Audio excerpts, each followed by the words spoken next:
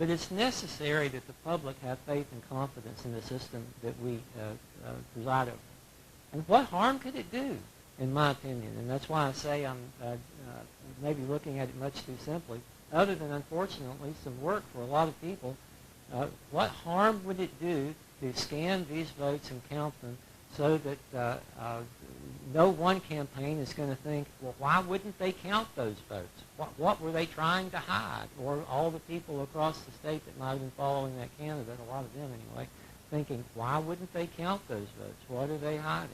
I don't want that. I don't want it to look like that we're, for some reason, trying to hide something or protect something. We said at the beginning of this hearing, let's get it all out in the open. That's exactly what I want to do. I'm in favor of rescanning those ballots and getting a total.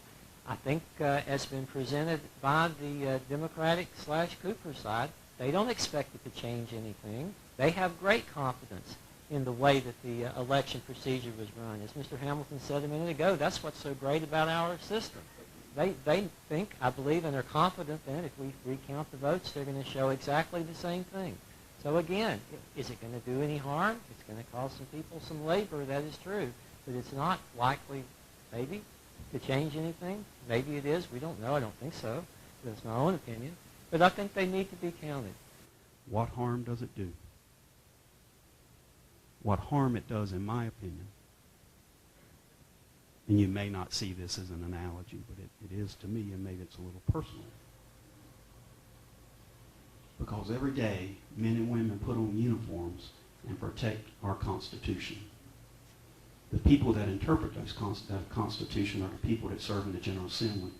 Those people in the General Assembly are the ones that write these laws. And we are duty-bound, just like you, Judge Baker. I took an oath to protect the Constitution of this state. The Constitution talks to me through the statutes. There was no irregularity on November 8th in the state of North Carolina as it relates to the gubernatorial election. There was none. I, too, was sitting here because I knew, and anyone that had a pretty good idea, knew that the votes in Durham County were going 4-1 for Cooper versus McCroy.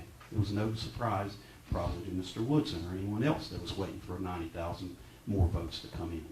Anyone that was able to look at the data that we put into public purview knew that all the votes from Durham County were not in yet. There was no irregularity in Durham County.